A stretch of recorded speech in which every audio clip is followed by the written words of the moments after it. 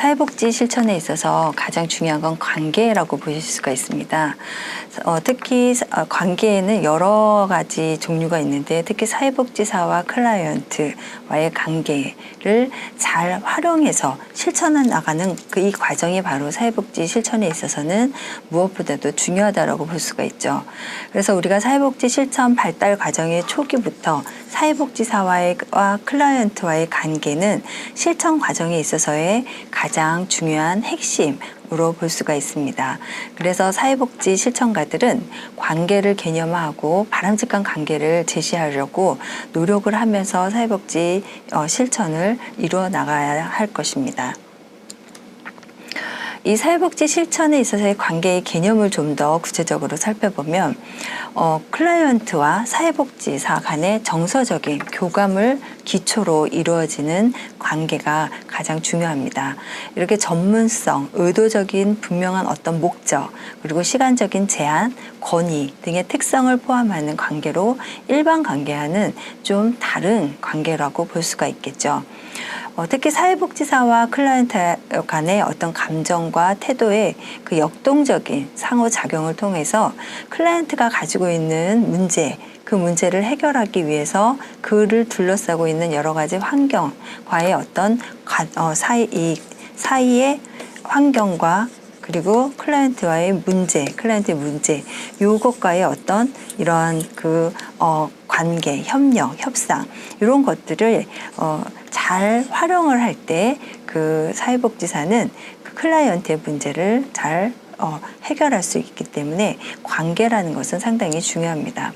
그리고 사회복지 실천에서 인간 상호작용의 중요성을 인식하고 또한 그 관계의 개념을 의식적이거나 아니면 의도적으로 사용하려고 실천 현장에서는 많이 시도해 오고 있었습니다. 특히 사회복지 실천에서는 도움을 주는 전문적인 대인 관계를 상당히 중요하게 생각합니다. 클라이언트에게 사회복지사들은 어떤 도움을 주는 전문가지 그들과의 어떤 동등한 입장이기도 하지만 그들의 밑에 있는 그들의 어떤 지시에 따라야 하는 그러한 열등한 존재가 아니라는 거죠. 즉 사회복지 실천에서의 관계는 일반적으로 우리가 사회복지사와 클라이언트의 관계를 의미하는 건데 여기에는 집단과 가족이 대상이 될 수도 있고 아니면 집단 성원 간의 그리고 가족 성원 간의 관계들이 또 사회복지사와의 어떤 관계가 될 수 있기 때문에 이 개인 한 명에 대한 문제가 만약에 있다 하면 이 개인을 둘러싸고 있는 모든 것들과 사회복지사와의 관계 그리고 개인과 집단과의 관계 이런 모든 관계들이 사회복지 실천 현장에서는 중요한 개념으로 볼 수가 있습니다. 간접적 개입에 있어서도 사회복지사는 이 클라이언트를 둘러싸고 있는 주변 체계 그리고 조직과의 관계에도 주의를 기울여야 할 것입니다.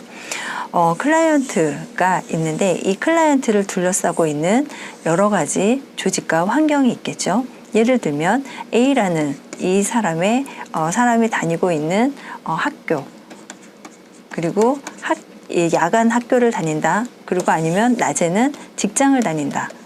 그럼 직장에 있던 상사들과 동료들이 있겠죠. 그리고 가족이 있겠죠. 또 친구라는 어떤 하나의 또 관계가 있겠죠.